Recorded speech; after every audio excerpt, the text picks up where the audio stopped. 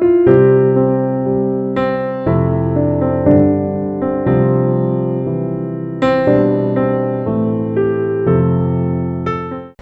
வல்ல முழுமுதற் கடவுள் விநாயக பெருமானை பணிந்து எல்லாம் வல்ல வெற்றிவேல் முருகப் பெருமானுடைய திருவடியை வணங்கி அருள்மிகு ஓம் சக்தி பெரியபாளையத்தம்மன் ஆலயத்தில் தொடர்ந்து மார்கழி மாதம் தனுர் மாதம் திருப்பாவை திருவெண்பாவை என்று சொல்லக்கூடிய தலைப்பில் அடியேன் பேசுவதற்கு மேற்கொள்ளுகின்றேன்.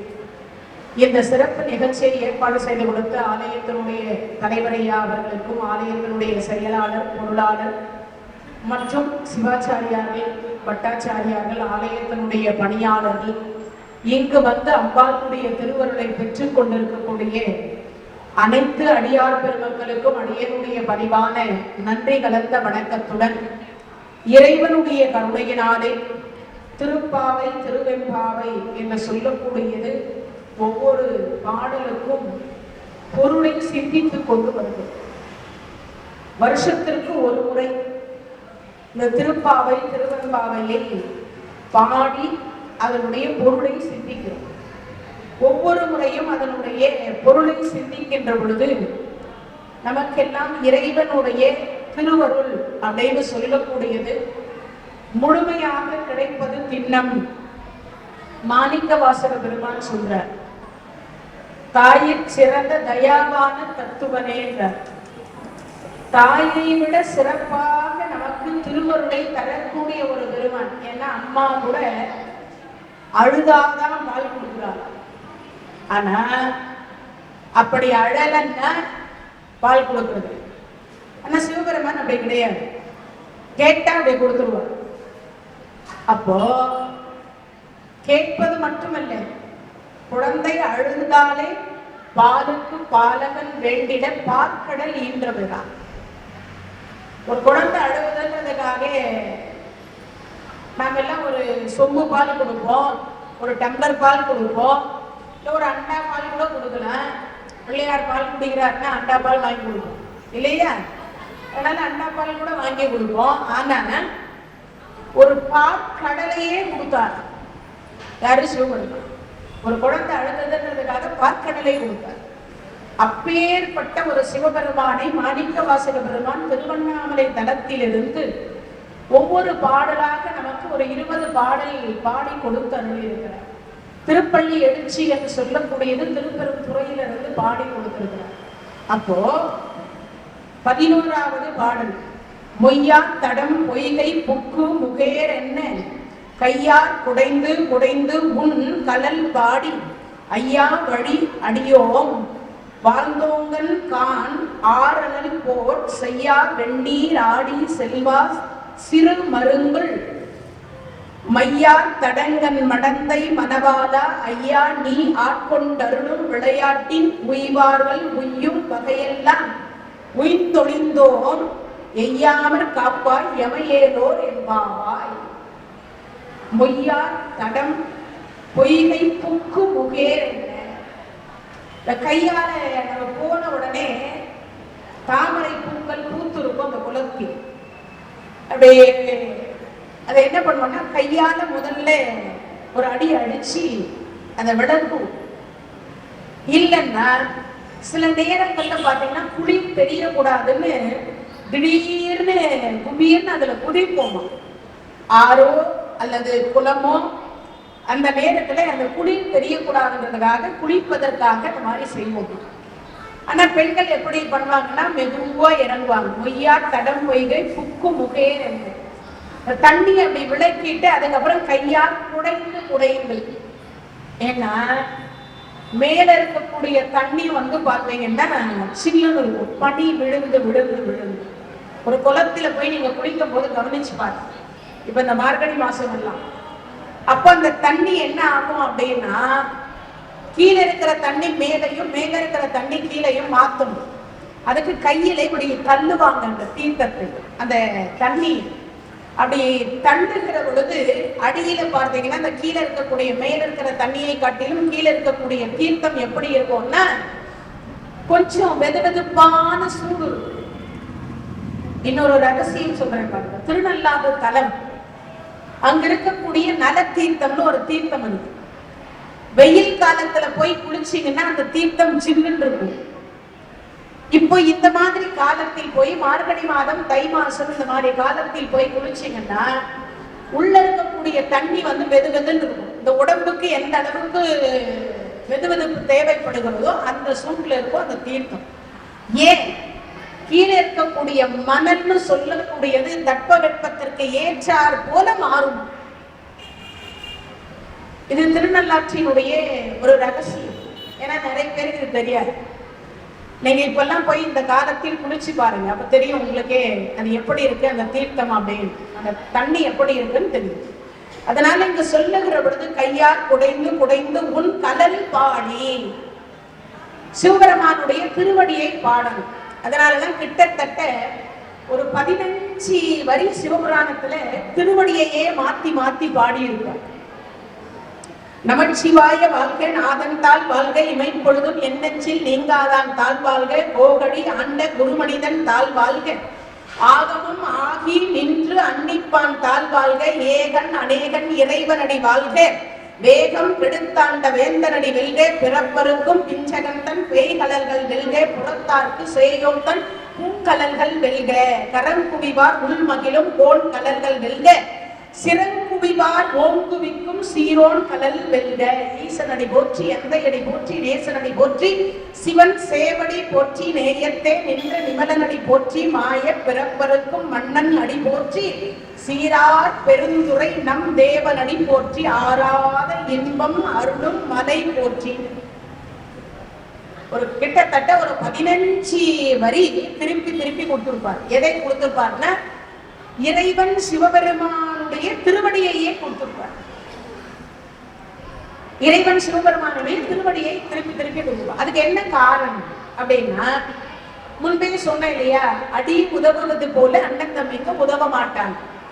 இறைவனுடைய திருவடி உதவுவது போல உலகத்தில் வேறு எதுவும் நமக்கு பயன் தராது. ஏன் இப்பிறவி போனாலும் சரி, 7 பிறவி எடுத்தாலும் சரி, எழுகடல் மணலை அளவிடின் அதிகம் எனதினர் பிறவி அவதாரம். ஒரு கடல் மணலை எடுத்து எண்ணி பார்த்து 7ஆல பெருகணுமா அருணகிரி பெருமான் சொல்றார். ஒரு கடல் மணலை எடுத்து எண்ணி பார்த்து 7ஆல பெருக்கணும். யோசிச்சு பாருங்க, அப்ப எவ்வளவு இருக்கு? ஒரு கடல் மணலை எடுத்து எண்ணி பார்க்க முடியுமா? முடியாது. ஆனா அவ்வளவு பிறவி இருக்கா நமக்கு. அவ்வளவு பிறவி இருக்கே. ஒரு ஆசைக்கு ஒரு பிறவி தந்தார், ஒரு ஆசைக்கு ஒரு பிறவி தந்தார்.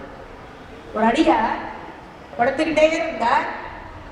எல்லாரும் வந்து சொன்னாங்க, இறைவன் சிவபெருமானுடைய பெயரை சொல் முக்தி கிடைக்கும் நாங்க, முருகான்னு சொல்லு முக்தி கிடைக்கும் நாங்க. முதல்ல உள்ள பிள்ளைக்கு ரமேஷ், ராகேஷ், ரோகேஷ் பேர் வச்சிருந்தார். எல்லாம் பேர் வச்சிருந்தார். இந்த பேர் எல்லாம் வச்சுட்டு இருந்த போது 4ஆவது ஒரு பையன் பிறந்தது. பக்கத்து வீட்டுக்கார நண்பர் வந்து சிவடியார். அந்த சிவடியார் சொல்ற, ஏதேதோ பேர் வச்சேன், இப்பயாவது நல்ல பேரா வை, கடவுள் பேரா வை. ஏன்னா இப்பெல்லாம் இன்டர்நெட் என்று ஒன்றை தேடும். அதுல என்ன தேடும்னா, உலகத்தில் யாரும் வைக்காத பேர் என் பையனுக்கு வைக்கணும். வாயிலே நுழையாத அந்த பேர். ஆனா நம் முன்னோர்கள் ராமசாமி, கந்தசாமி, பொன்னுசாமி, சின்னசாமி, பெரியசாமி சாமியை ஜாயின் பண்ணி பேர் வச்சிருப்பாங்க. ஆனா அதுக்கெல்லாம் இப்பெல்லாம் எல்லாம் சொல்றாங்க, பழைய காலத்து பஞ்சாங்கம் அப்படின்றாங்க. அந்த பெயரை கூப்பிடுகிற பொழுதெல்லாம் நாம உதவாவிட்டாலும் சுவாமி உதவட்டுமே பேர் வச்சாங்க. சாமியை ஜாயின் பண்ணி பேர் வச்சது காரணம் என்ன? காரணம், நாம அப்பமா சில நேரத்துல உதவ முடியாது. பெற்ற தாய்தனை மக மறந்தாலும், பிள்ளையை பெறும் தாய் மறந்தாலும், உச்ச தேகத்தை உயிர் மறந்தாலும், உயிரை மேவிய உடல் மறந்தாலும், கற்ற நெஞ்சகம் கலை மறந்தாலும், கண்கள் நின்று இமைப்பது மறந்தாலும், நற்றபத்துரு உள்ளிருந்தோங்கும் நமச்சிவாயத்தை நான் மறவேனே. நாம கடவுளை மறக்காம இருந்தோம்னா கடவுள் நம்மை மறக்க மாட்டார். இதான் நிச்சயம். அப்போ இங்க சொல்லுகிற பொழுது சொல்றார், ஏன் திருவடி? எங்க போனாலும் திருவடியை சேவிக்கும். எங்க போனாலும் இந்த பெருமாள் கோயிலுக்கு போனா திருவடி தான் நமக்கு எல்லாம் ஆசீர்வாதம் பண்ணுவாங்க. திருவடியை தான் நமக்கு ஆசீர்வாதம் செய்வாங்க. பெரிய திருவடி, சிறிய திருவடி, 2 திருவடி. அந்த 2 திருவடியும் ஆசீர்வாதம். எதற்காக அந்த ஆசீர்வாதம்? என்னன்னா, அந்த ஆசீர்வாதம் பெற்றால் இந்த உயிர் பிரிகிற பொழுது துன்பம் இல்லாம பிரியும். அதே மாதிரி வாழ்க்கையில ஏதேனும் துன்பங்கள் திடீர்னு வரும். எப்ப வரும், என்ன வரும்னே சொல்ல முடியும். அப்படி வருகிற பொழுது அந்த இறைவனுடைய ஆசீர்வாதத்தை பெற்றிருந்தா அந்த துன்பம் என்பது மலை போல வரக்கூடிய துன்பம் பனி போல விலகும், வந்து விலகும். ஒரு 6 மாசம் துன்பப்படணும்னா 6 நிமிஷத்துல அந்த துன்பம் வந்துட்டு போயிடும். எவ்வளவு எளிமை பாருங்க. அதனாலதான் இங்க சொல்லுகிற பொழுது சொல்றார், ஐயா வழியடியோ. என்ன சொல்றார்? குடைந்து முன் கலல் பாடு. குடிக்கிற பொழுதே பாடணும். யார பாடணும்? சிவபெருமான. மாசில் வீணையும் மாலை மதியமும் வீசு பெண்களும் விங்கிற வேண்டிலும் ஊசு வண்டுரை பொய்கையும் போன்றதே ஈசன் எந்தை இணையடி நிழலை. இறைவனை பாடும். ஏன் பாடணும்? அப்ப அந்த இறைவனை பாடுகிற பொழுது நாம நலம் பெறுகிறோம். சொல்லக்கூடியவர்கள் நலம் பெறுவதோடு அதை கேட்கக்கூடியவர்கள் நலம் பெறுகிறார்கள். கேட்கக்கூடியவர்கள் நலம் பெறுகிற பொழுது அவர்களுடைய துன்பம் அங்கிருந்து களையப்படுகிறது.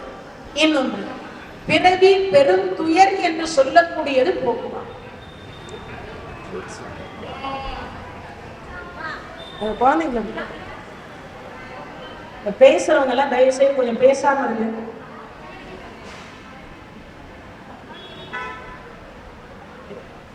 இறைவனுடைய கருணையினாலே அங்க சொல்லுகிற பொழுது சொல்ற, கையார் குடைந்து குடைந்து உன் கலல் பாடி ஐயா வழி அடியோ. ஏன் இந்த போற வழிக்கு நிறைய பேர் சொல்லுவாங்க, புண்ணியத்தை தேடு. போற வழிக்கு புண்ணியத்தை தேடணும். அப்படின்னா என்ன அர்த்தம்? செல்வங்களை உடைய இறைவன் எப்பொழுதும் செல்வத்தை வச்சிருப்பார். அப்படி செல்வங்கள் இருக்கக்கூடிய பெருமான் நமக்கு குறை இல்லாமல் பார்த்துக் கொள்வார். ஒன்று. இன்னொன்று சொல்லுகிறார்கள், வாழ்த்தும் கான் ஆரலல் போல் செய்யா வெண்ணீர் ஆடி. மந்திரமாவது நீர், வானவர் மேலது நீர், சுந்தரமாவது நீர், துதிக்கப்படுவது நீர். என்னது? ஒவ்வொன்னா சொல்லிட்டே வரும் பொழுது செந்துவர் வாய் உமை வந்தன் திரு ஆலவாயான் திரு. அப்ப என்ன அர்த்தம்? நீர் என்று சொல்லக்கூடியதை அணியக்கூடியவர்கள், திருநீற்றை அணியக்கூடியவர்கள். அப்ப என்னது? பசுவினுடைய சாணத்தை எடுத்து அதை திருநீராக நமக்கு கொடுக்கப்படுகிறது. அந்த திருநீற்றை அணிகிற பொழுது நமக்கு நோய் வராது. நமக்கு என்ன வராது? நோய் வராது. அப்போ அந்த நோய் என்று சொல்லக்கூடியது வராமல் இருப்பதற்காக வெந்நீர் ஆடி சிவபெருமான் செக்கச்சவேன்னு இருப்பார். கண்டம் மட்டும் கருப்பார். கண்டம் மட்டும், கழுத்து மட்டும் கருப்பார். அப்படிப்பட்ட வெந்நீராடிய செல்வா சிறு மருங்கள் மையா தடங்கண் மடந்தை மணவாளா. அம்பாள் கண்ல மை தீட்டி இருப்பாள். மீனாட்சி, காமாட்சி, விசாலாட்சி, நீலாயராட்சி எல்லாம் சொல்லுவாங்க. காஞ்சி காமாட்சி, மதுரை மீனாட்சி, காசி விசாலாட்சி. அச்சம்னா கண்கள். கண்களினால் நலம் செய்யக்கூடியவள் என்பது பொருள். கண்கள் நானும் தூங்கா விழி உடையவள். காஞ்சி காமாட்சி தூங்கியதா வரலாறு கிடையாது. மதுரை மீனாட்சி தூங்கியதா வரலாறு கிடையாது. அதே மாதிரி காசி விசாலாட்சி தூங்கியதா வரலாறு கிடையாது. இந்த அம்பாள்கள் தூங்க மாட்டாங்க. அதுல மீனாட்சி என்கின்ற அம்பாள், அவளுக்கு பேரே மீனாட்சி. அச்சம்னா கண்கள், மீன்னா மீன் பார்த்தீங்கன்னா தூங்கும் போது கூட கண் அப்படியே முடிச்சு கண் விழித்து கொண்டே தூங்கக்கூடிய ஒரு ஜீவன் எதுன்னா மீன்.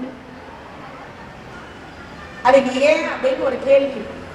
அதுக்கு இமையே கிடையாது. மீனுக்கு இமை கிடையாது.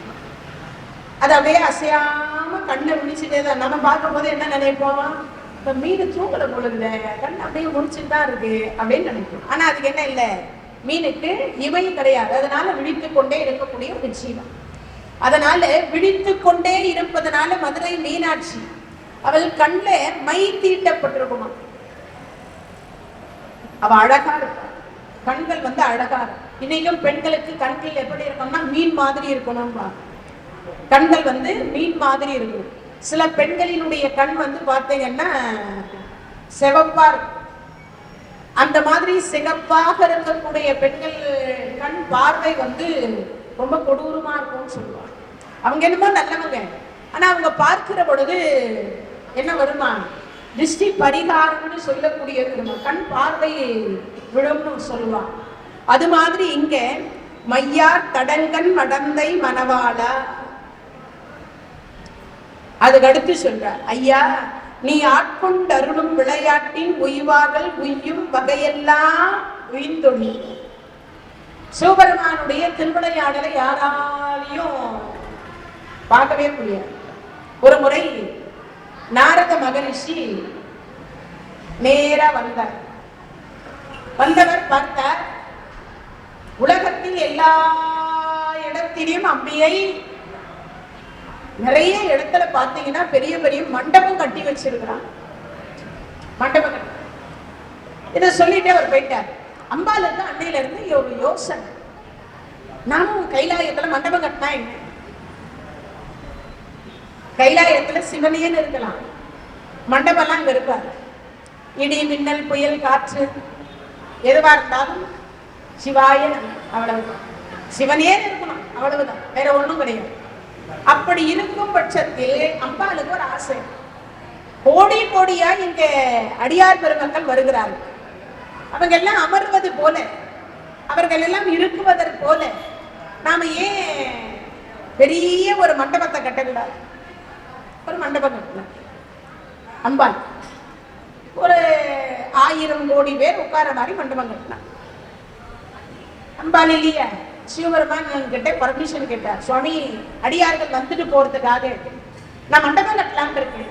சரி கட்டிடுவோம். அம்மா எவ்வளவு பேர் அமர்றது அது மாதிரி கட்டு, ஒரு 1000 கோடி. சரி கட்டி சொன்ன அடுத்த வினாடி பார்த்தார் 1000 கோடி செலவு. எது 1000 கோடி செலவு இல்லை, 1000 கோடி பேர் அமர்வது போல ஒரு மண்டபத்தை அந்த அம்மா கட்டார். சிவபெருமான் எல்லாருடைய ஆசையும் நிறைவேற்றி வைக்கக்கூடியவர். தன் மனைவியினுடைய ஆசையை நிறைவேற்றாம இருப்பார, நிறைவேற்றி வச்சார். இப்ப எல்லாருக்கும் ஓலை போகுது. அம்பாள் திரு கைலாயத்தில் ஒரு மண்டபத்தை கட்டி இருக்கிறார். அந்த மண்டபத்தினுடைய எழிலை பார்ப்பதற்கும் அந்த மண்டபத்தினுடைய கிரகப்பிரவேசத்தை பார்ப்பதற்கும் இறைவனுடைய ஆசீர்வாதம் வாங்குவதற்கும் அனைத்து அடியார் பெருமக்களும் வரலாம். ஓலை போச்சு. 14 உலகத்துக்கு போச்சு. 14 உலகத்துக்கு போச்சு. அப்படி எல்லா உலகத்திற்கும் போன உடனே சனி மண்டலத்துக்கும் போச்சு. இறைவனும் இறைவனுடைய திருவருளை பெற வேண்டும் என்று சொல்லி எல்லா ஓலையும் போச்சு. எல்லா நாட்டுக்கும் போனது. 14 உலகத்திற்கு போனது. ரொம்ப போச்சு. அப்படி 14 உலகத்திற்கு போன பொழுது சனி மண்டலத்திற்கு இந்த ஓலை போகும். அம்பாள் மண்டபம் கட்டி இருக்கிறார்களா, நாமும் செல்வோம் அப்படின்னு அவரும் அந்த தேதி வரைக்கும் காத்துட்டு இருக்காரு. நாரத மகரிஷி ஒரு நாள் முன்னாடியே வந்துட்டார்.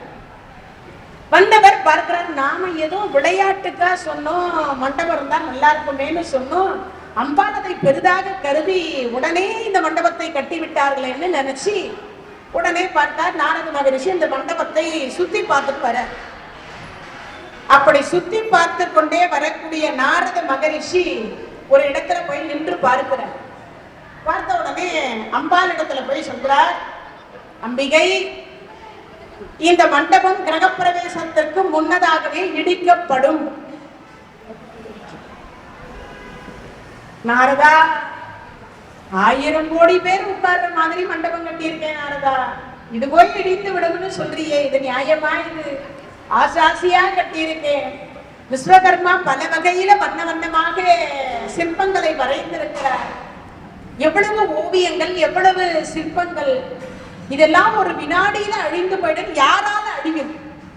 அதுவும் நான் சிவனுடைய மனைவி பார்வதி அம்மையார். சிவனுக்கு பாதி நான், அம்மை அப்பன். நான் கட்டியது எப்படி இடிந்து போகும்? அதை யார் இடிப்பார்? சனியினுடைய பார்வை பட்டு இடிந்து விடும். அவன் பார்வை ரொம்ப மோசம். இத சொல்ற என்ன சொல்ற நாரதா? அம்மா ஒரு கதை சொல்லட்டுமா? என்ன கதை? பிள்ளையார் அவதாரம் பண்ணார் இல்லையா? ஆமா பண்ணார்.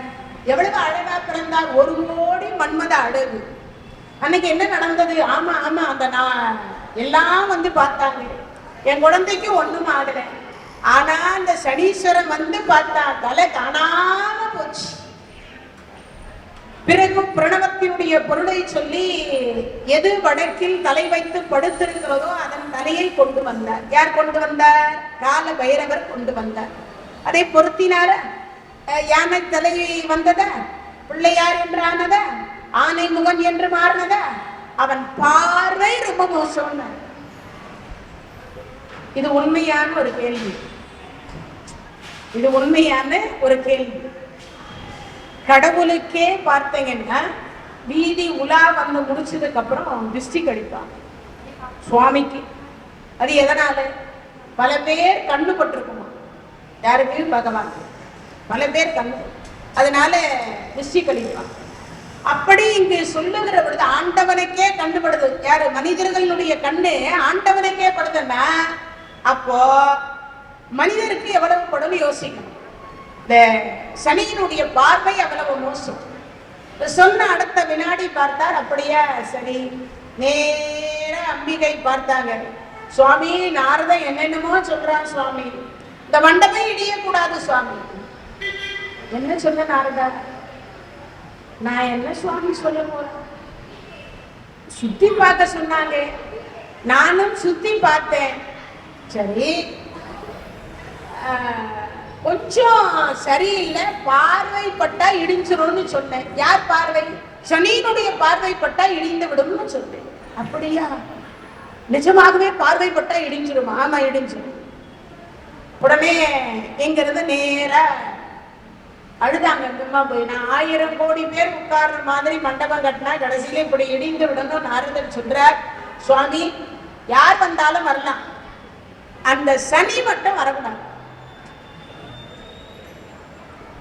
நாரதா நீ போய் சொல்லிட்டு வா, நான் சொன்னேன்னு. சுவாமி நான் சொன்னா அவன் கேட்க மாட்டான். சரி நந்தியை அனுப்பலாம், நந்தி சொன்னாலும் அவன் கேட்க மாட்டான். சரி சிவகணங்கள் பூதகணங்கள் யார் சொன்னாலும் அவன் கேட்க மாட்டான்னு சொன்னான். என்ன கேட்டா ஓலை போய் அவன் கைக்கு சேர்ந்து போச்சு. அதுவும் நீங்க கையெடுத்து போட்ட ஓலை அது. அப்படியே யார் போய் சொன்னா கேட்பான்.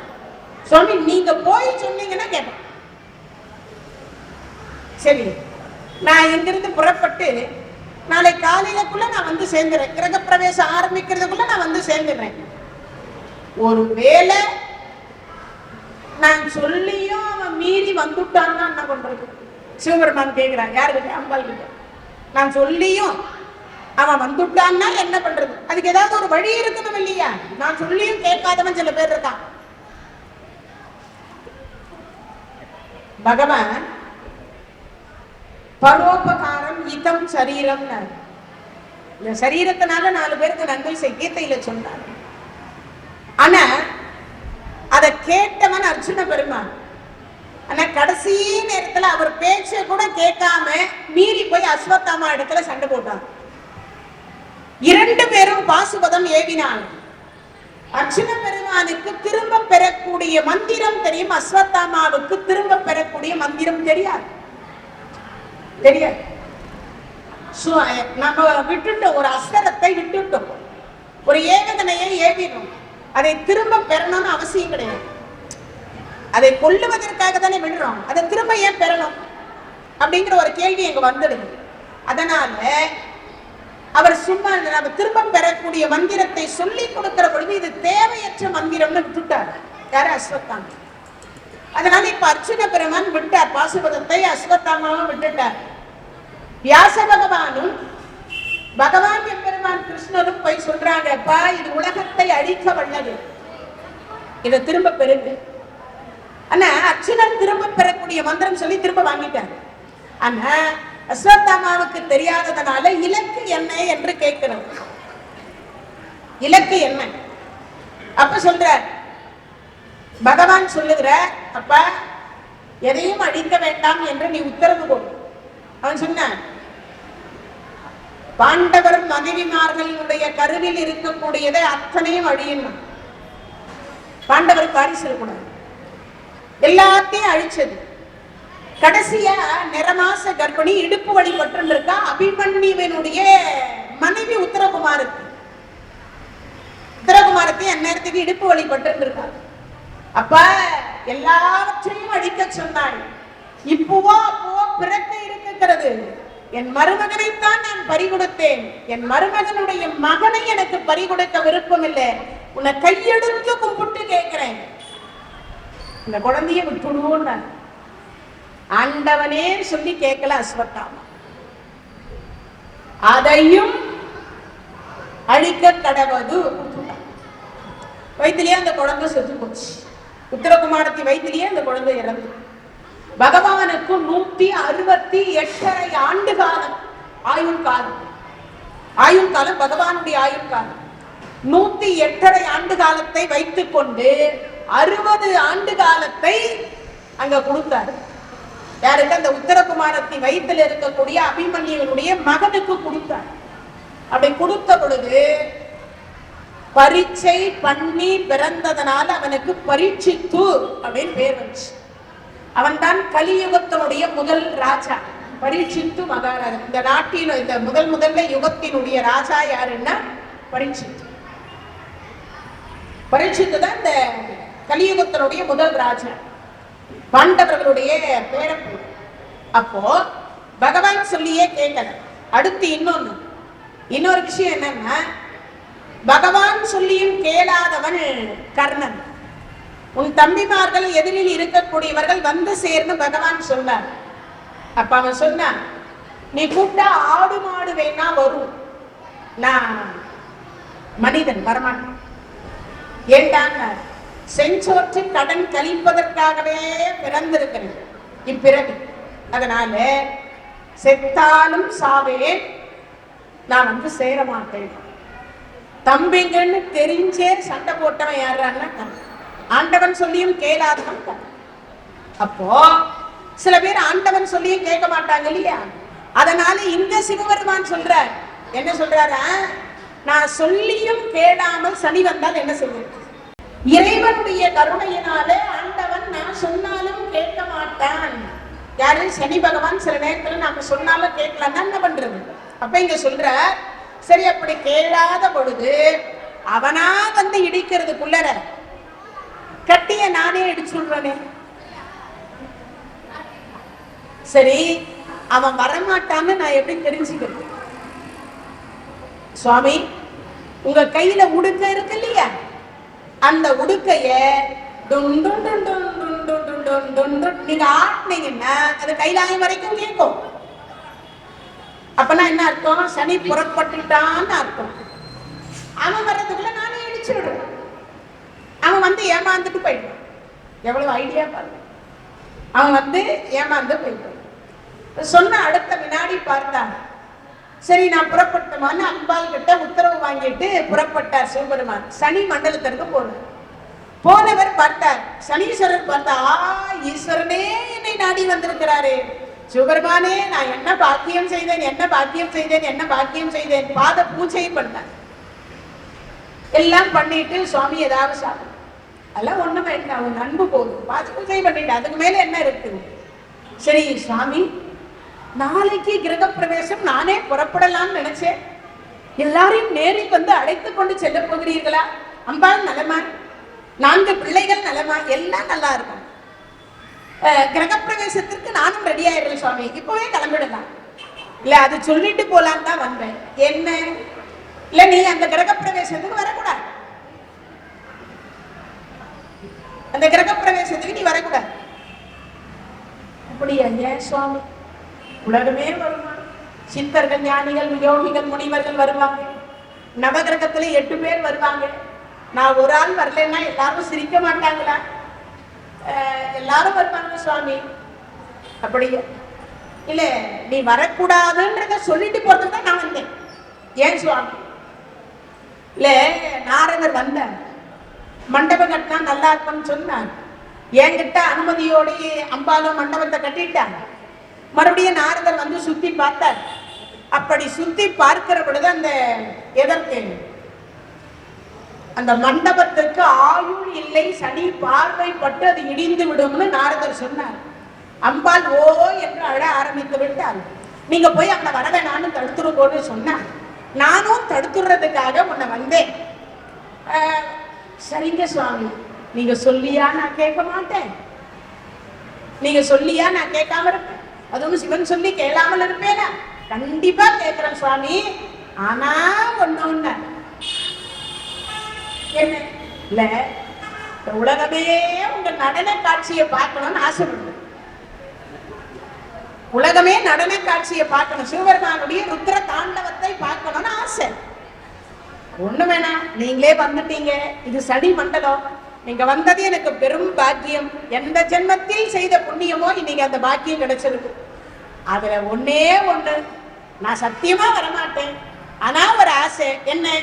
நீ கொஞ்சம் நடனம் ஆடிட்டு காட்டிட்டு நீங்க போங்க சுவாமி, நான் சத்தியமா வரணும். இப்ப சிவபெருமான் ஆட ஆரம்பிச்சார்.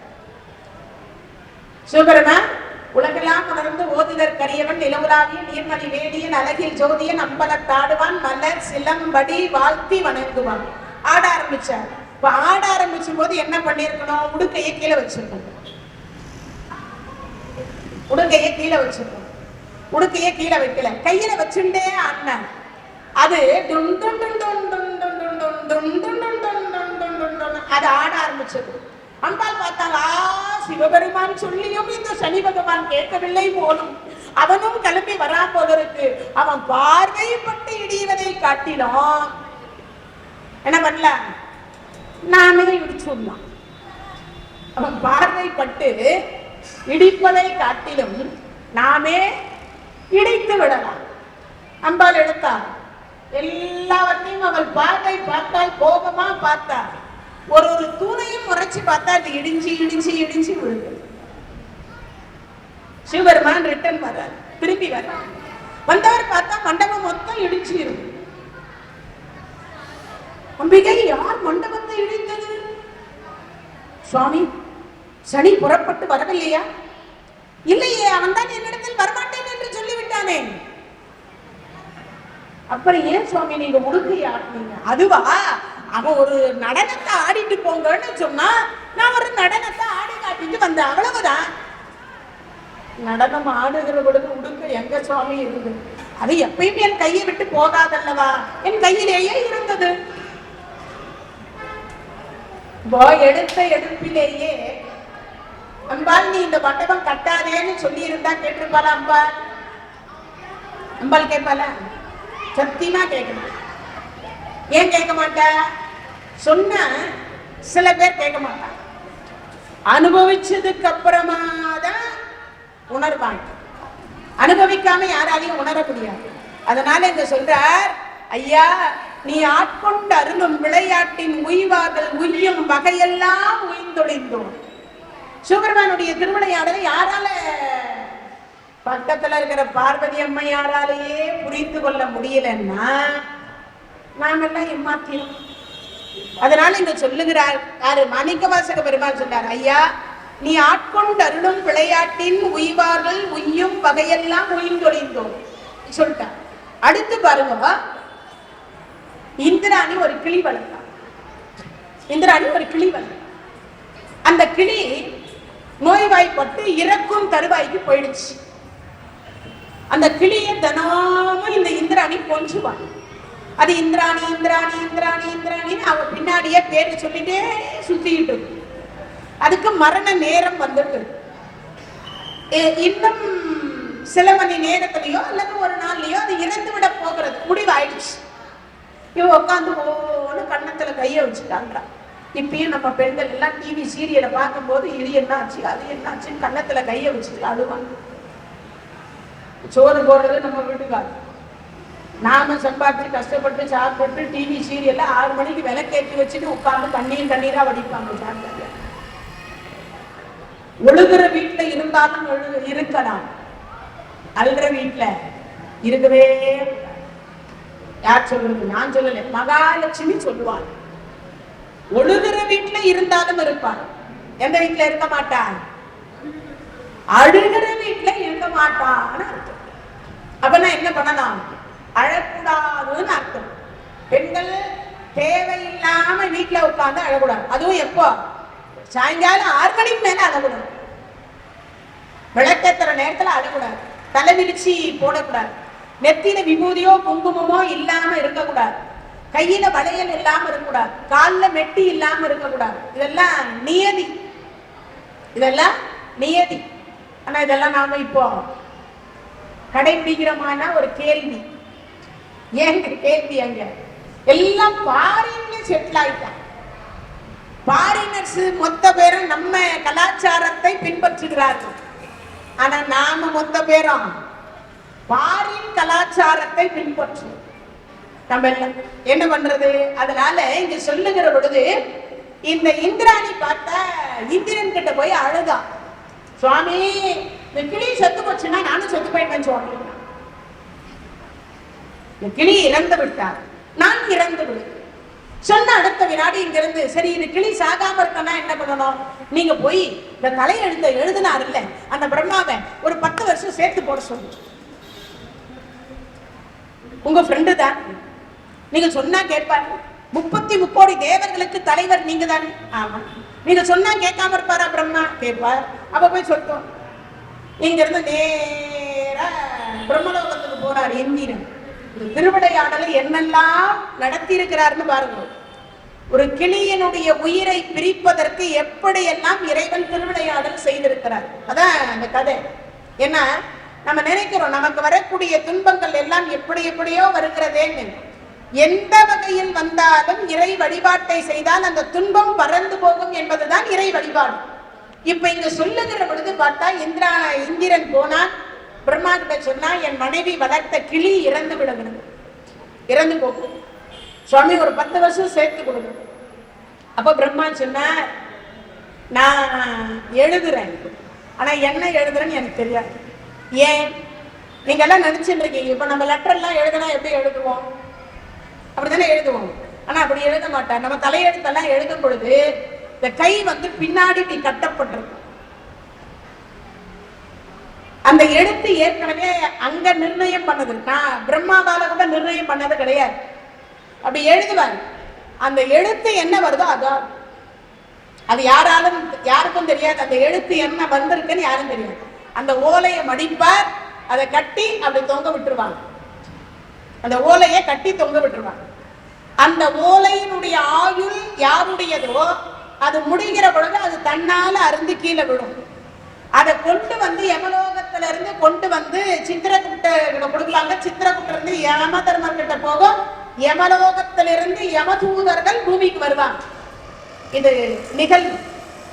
இப்போ இவர் போய் சொன்னார் எனக்கு தெரியாதுன்றார். வேணும்னா காக்கும் கடவுள் திருமால், அவர்கிட்ட வேணா போய் கேட்கலாம்.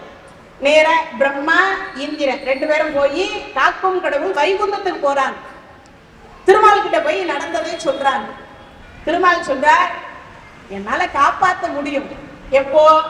உயிர் போற நேரத்துல காப்பாத்துற கடவுள் தான். ஆனா அதற்கு அந்த கிளி புண்ணியம் செய்திருக்கணும். அப்பதான் என்னால காப்பாற்ற முடியும். ஆனா புண்ணியத்தின் கணக்கு யாருகிட்ட இருக்கிறான்னா சிவபெருமான் கிட்ட இருக்கு. சரி வாங்க நம்ம சிவலோகத்துக்கு போலாம். கைலாயத்துக்கு போறாங்க. பிரம்மா, விஷ்ணு, இந்திரன் 3 பேரும் இப்ப கைலாயத்துக்கு போயிட்டாங்க. போன உடனே சிவபெருமான், என்ன இது 3 பேரும் என்னைக்கு இல்லாம 3 பேரும் ஒன்றாக வந்திருக்கிறீர்கள், என்ன விஷயம் நடந்தது சொல்றார். இந்திராணி கிளி வளர்த்தார். அது முற்றுயிரும் குலோயுமா இருக்கு. இப்பதான் உயிர் பிரிய போகிறது என்று இருக்கு. அதனால சொல்றேன் சுவாமி, அது உயிர் பிரியாம இருக்க இந்திரன் அழுது கொண்டே வந்தார். என்னால முடியாதுன்னு சொன்னேன். காக்கும் கடவுள்கிட்ட போனேன், கடவுளும் முடியாதுன்னு சொன்னார், நாராயணரும் முடியாதுன்னு சொல்லிட்டார், அதனால உங்ககிட்ட வந்திருக்கோம் சுவாமி, இப்ப நீங்க என்ன சொல்றீங்க? அப்படியா? எனக்கும் அது என்னன்றது தெரியல. அதனுடைய ஓலை எங்க இருக்கு பிரம்மாண்ட? அது யமலோகத்துல இருக்கு. சரி வாங்க 4 பேரும் போவோம் யமலோகத்துக்கு. எங்க யமலோகத்துக்கு போறாங்க. பிரம்மா, விஷ்ணு, சிவன், இந்திரன் 4 பேர் யமலோகத்துக்கு போனாங்க. இப்ப யமன் என்ன பாப்பாரு? மும்மூர்த்திகள் 33 தேவர்களுக்கு தலைவன், என்ன விஷயமோ தெரியல, நான் என்னமோ தப்பு பண்ணிட்டு போல இருக்கு. நேரா 4 பேர் காலில் வந்து விழுந்தான் யமன். விழுந்த அடுத்த வினாடி பார்த்தார், சுவாமி என்ன தப்பு பண்ணியிருந்தாலும் மன்னிச்சுக்கோங்க சுவாமி, அது மட்டும் இல்லை, ஏற்கனவே நான் மார்க்கண்டேயனுக்காக உதவாங்கி இருக்கிறேன் சுவாமி, இன்னும் பிளாஸ்டிக் போட்டுக்கிறேன் சுவாமி. பேசாம உட்கார்றதா உட்காரணும், இல்லைன்னா எழுந்து போயிடணும், பேசக்கூடாது. இறைவனுடைய கருணையினாலே சொல்லுகிற பொழுது சொல்றார், சுவாமி நான் தவறு எதுவும் செய்யவில்லை, அந்த ஓலை அருந்து விழுந்தால் மட்டும்தான் நான் அந்த உயிரை பிடிக்கிறேன், இல்லைன்னா நான் பிடிக்கிறேன். அதற்கு பாவத்திற்கும் புண்ணியத்திற்கும் ஏற்றார் போல சொர்க்கத்தை தருகிறேன். இது ரெண்டுத்துக்கும் மாறுபட்டு தான் கொடுக்குறேன். அது என்ன இருக்கோ அதுக்கு படி நான் சொர்க்கம் நரகம் அதை கொடுத்து விடுறேன். சரி சொன்ன அடுத்த வினாடி பார்த்தேன், ஓ அப்படியா, சரி இந்திராணி வளர்த்த கிளியினுடைய ஓலை எங்க இருக்கு சுவாமி? அது எனக்கு தெரியாது. அது எல்லாம் ஒரு இடத்துல யமலோகத்துல கட்டி தொங்க விடப்பட்டிருக்கு. ஓ அப்படியா? ஆமா, வேணும்னா வாங்க போகலாம். யமலோகத்துல ஒரு இடத்துல தொங்க விட்டுருக்கோம். சரி வாங்க போகலாம். எல்லாம் போனா பிரம்மா, நாராயணரு, சிவபெருமானு, இந்திரன், யமன் 5 பேர் போயிருக்கிறாங்க. இவங்க உள்ள நுழையிறாங்க, ஒரு ஓலை அருந்து விழுது. இதை எடுத்து அங்க இருக்கக்கூடிய யம தூதர்கள் எடுத்து படிக்க சொல்றாங்க. சிவபெருமான் சொன்னார் படிங்கோன்னு. படிங்கோன்னு அப்ப படிக்கிறார். இந்திரன், பிரம்மா, விஷ்ணு, சிவன், யமன் இவர்கள் 5 இன்றைய தினத்தில் யமலோகத்தில் ஓலை கட்டப்பட்டிருக்கக்கூடிய இடத்திற்கு வருகிறார்களோ அன்றைய தினத்தில் அந்த கிளியினுடைய உயிர் பிரிய கடவது.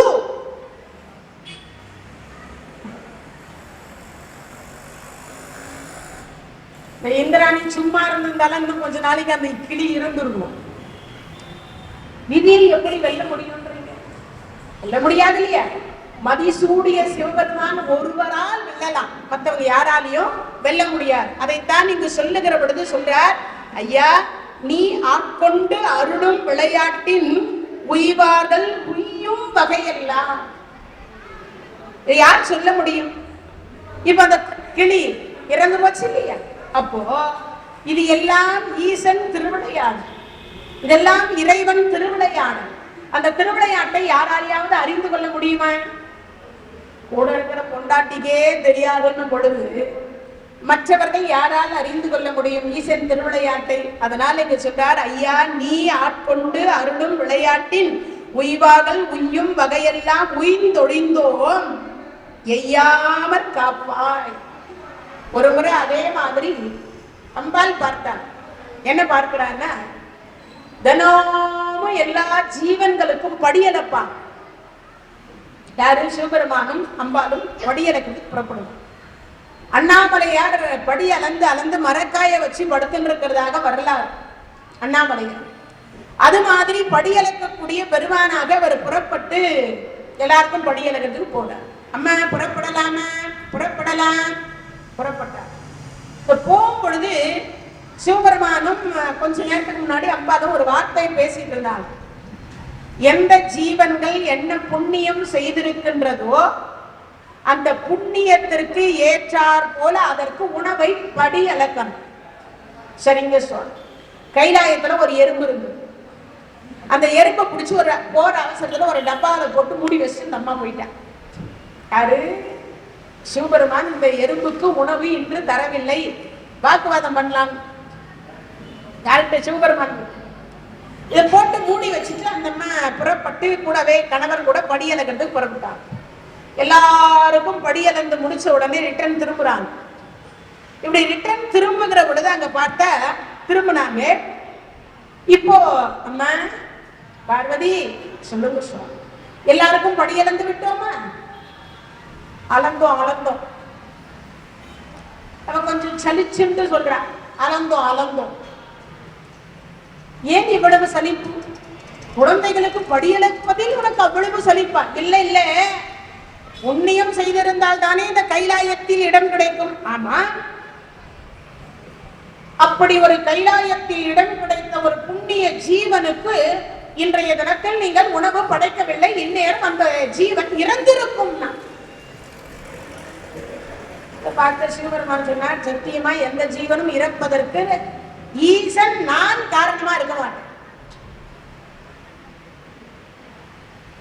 கடவுள் நம்மை கொல்லுவதற்கு காரணகர்த்தா எப்பயும் இருக்க மாட்டார். யமனை எப்பொழுதும் கடிந்து கொள்வார். ஏன் என் குழந்தைக்கு இன்னும் ஒரு 10 நாள் ஆயில கூட்டி கொடுக்க கூடாத, ஒரு 10 வருஷத்தை தரக்கூடாத இல்லையா? இன்னைக்கு 60 வயசானா திருக்கடைக்கு போய் கல்யாணம் பண்ணிக்கிறாங்களா? 70 வயசுல ஒரு கல்யாணம் பண்றாங்களா? 80 வயசுல ஒரு கல்யாணம் பண்றாங்களா? 100 வயசுல ஒரு கல்யாணம் பண்றாங்களா? உண்டாயிட்டிய என்ன காரணம்? குழந்தைகளுக்கு ஆயுளை தரவல்லவர் தான் ஆண்டவன். ஆயுளெல்லாம் குறைச்சி எல்லாம் பண்ண மாட்டார். அப்ப இங்க சொல்லுகிற பொழுது பார்த்தார், உடனே அம்பாளம்மா நீ சொல்றது பொய்யா இருக்கும், ஒருவேளை அந்த ஜீவன் இறந்திருக்குமே ஆனால்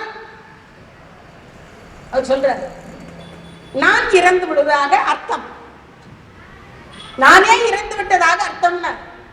நீ வேணா அந்த ஜீவனை கொண்டு வந்து காட்டுங்க. இந்த அம்மா போய் அவசரமா டப்பாவை திறக்கிறார். சுவாமியில பாருங்கோன்னா அவ பார்க்கல, முதல்ல ஈஸ்வரன் அப்படி பாருங்கோ, நீ பாருங்க.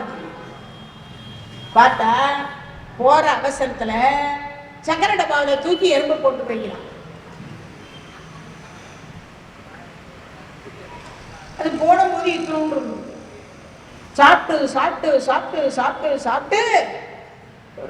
சாப்பிட்டு என்னம்மா ஒன்னும் இல்லை சொன்ன, இல்ல என்னம்மா சொன்னீங்க, அதான் என்ன இல்ல சொன்னோம். அப்போ அவர் திருவிளையாடலை யார் அறிவார்? அவருடைய திருவிளையாடலை யாராவது அறிந்து கொள்ள முடியுமா?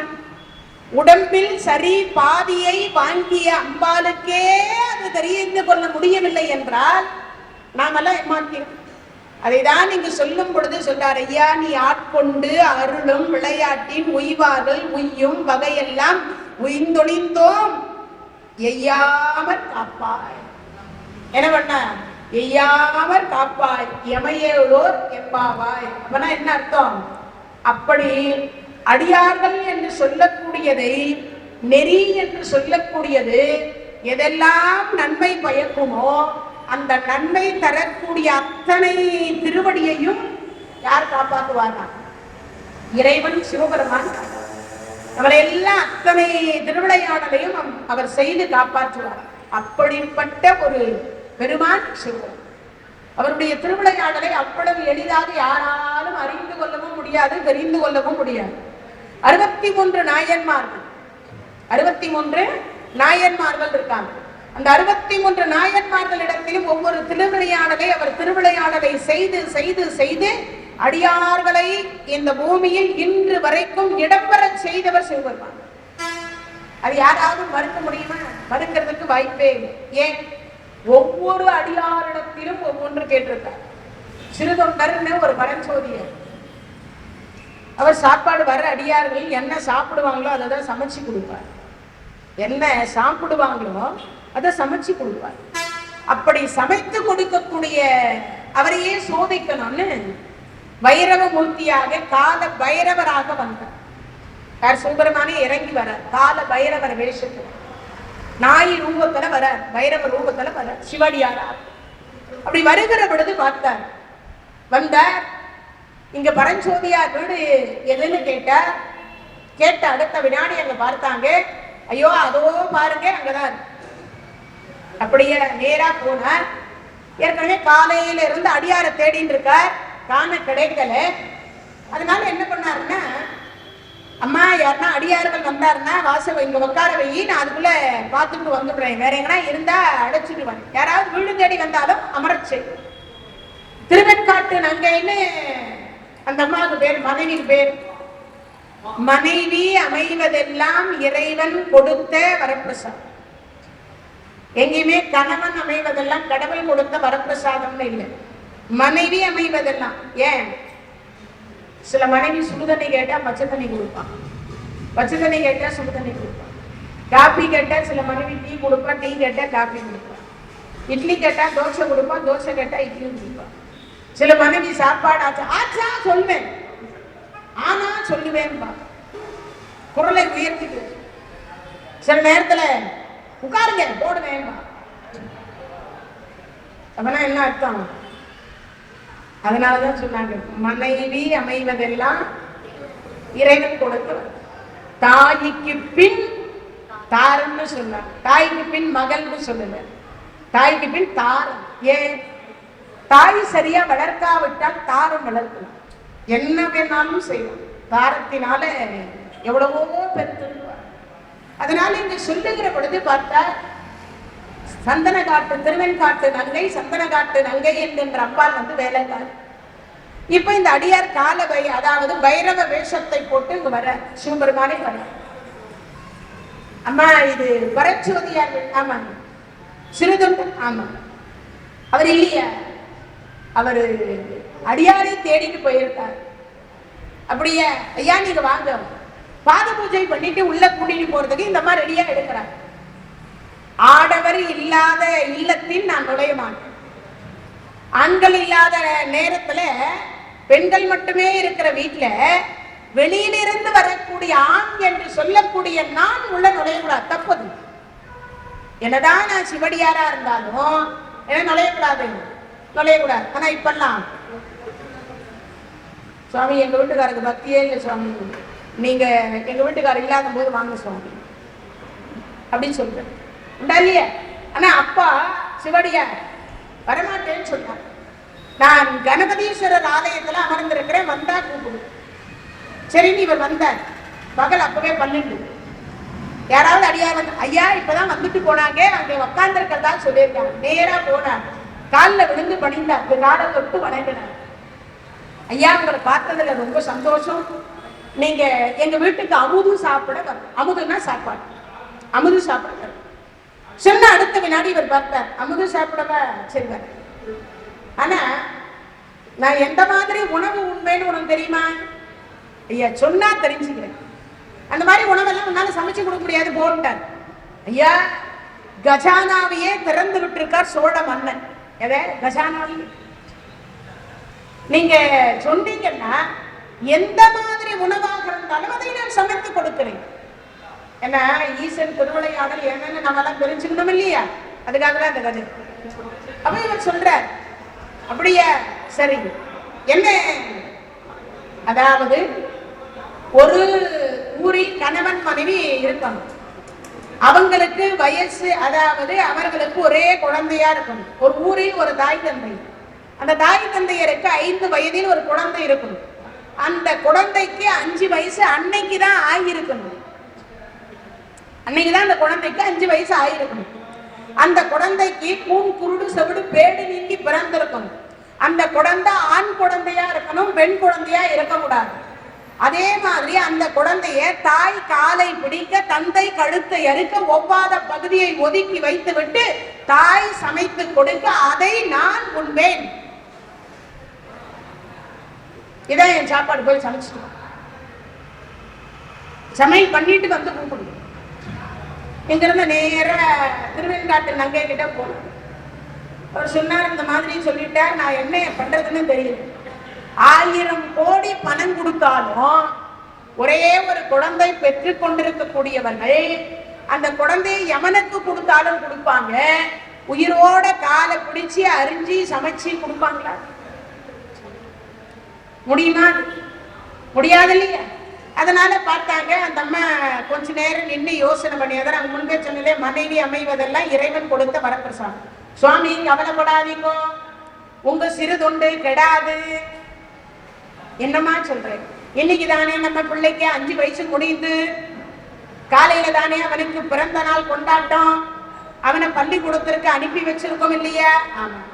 அந்த குழந்தைய போய் நீங்க அழைச்சிட்டு வாங்க, அழைச்சிட்டு வரும்போது மொட்டை அடிச்சு கூட்டிட்டு வாங்க, முடி திருத்தி கூட்டுவாங்க. ஏன்?